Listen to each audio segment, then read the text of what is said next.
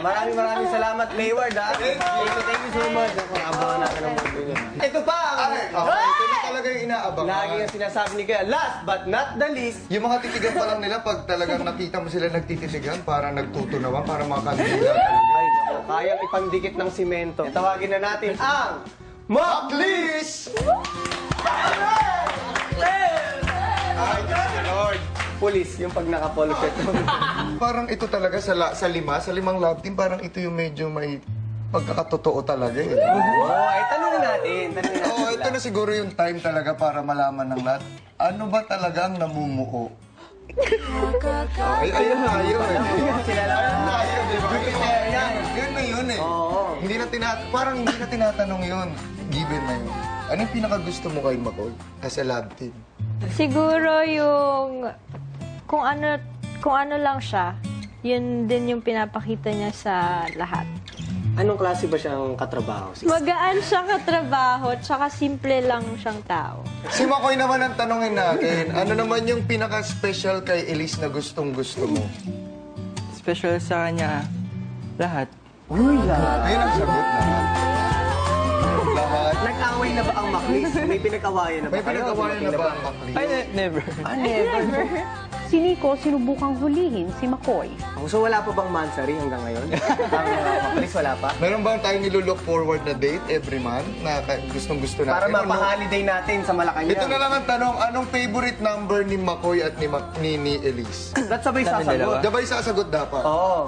Bibilang kami ng 3, sabay niyo sasabihin. Sabay niyo sasabihin na isang number lang ang 1 to pipiliin. 31 lang. 1, 2, 3. 6. Ay, 6. Alam na. 6. Malinaw na malinaw. Wala na po tayong follow-up question. 6 po. Yun po yung favorite number ko po talaga. Kasi yun po yung birthday ko po. Pero bakit niyo paborito ito pareho? Hindi ko po alam kay Makoy, kuya. Oh, ay, natatanong. Never nga silang nag-away. Favorite number ko, 16. Naisisip ko kasi birthday niya, 6. Pagkabanggit namin, parehas po kami na nasabi. Maraming salamat, Maklis. Thank you. Matapos ang Maklis, pinag-uusapan naman ang magiging istorya ng eksena nila. Isip ako, tas isip ka. Istorya? Meron na ako. Ikaw na. Istorya natin.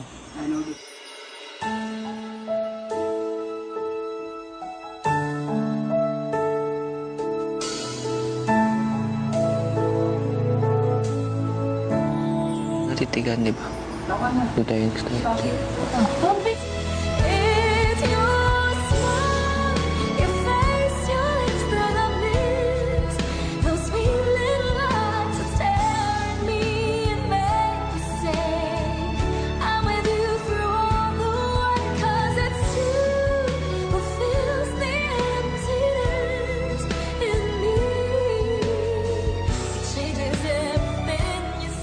Maya-maya pa, sina McCoy at Elise nagsimula na rin sa pagpa-practice.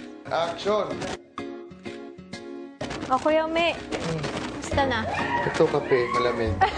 Sinlamig ng pag-ibig. Ala, humuhugot ka na.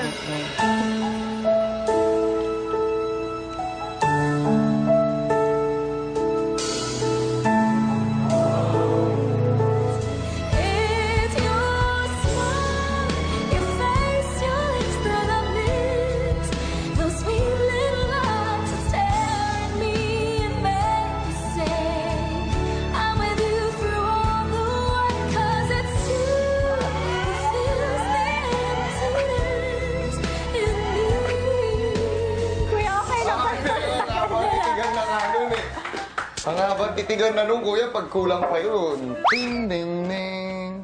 Flight 34567 8 has arrived. Makoy! Elise! Tungo tayo din saan. Sabi ko kasi lang. Ha?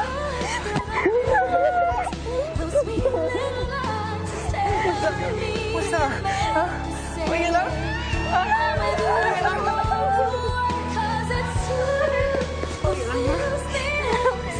Ay, sa'yo, ba't naging itsura mo? Cut! Ang intense naman nun! Grabe, galing! Hindi. Hindi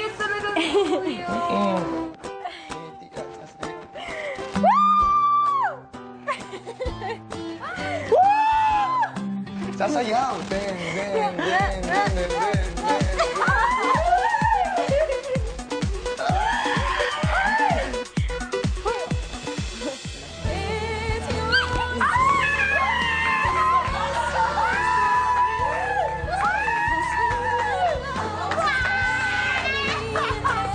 Galing ni Makoy tsaka ni Elise. Maya-maya pa, tinipo na sila ni Kuya. Housemates, meron akong pinagawa sa inyo na workshop. Ipinagawa ko ito sa inyo bilang paghahanda sa isang kompetisyon. Pero bukod dyan, housemates, may isang elemento pa ako na gusto ko ay practicein ninyo. At ito ay isasama sa kompetisyon ninyo mamaya. Ito ay ang pagmemorya ng mga linya sa totoong eksena sa pelikula. Panoorin nyo ito, housemates. Tagal-tagal na nun! Pero yung matagal na yun, nandito pa rin! But that was just one mistake, Ali! Am I not enough? Pangit ba ako? Kapalit-palit ba ako? No! Then why?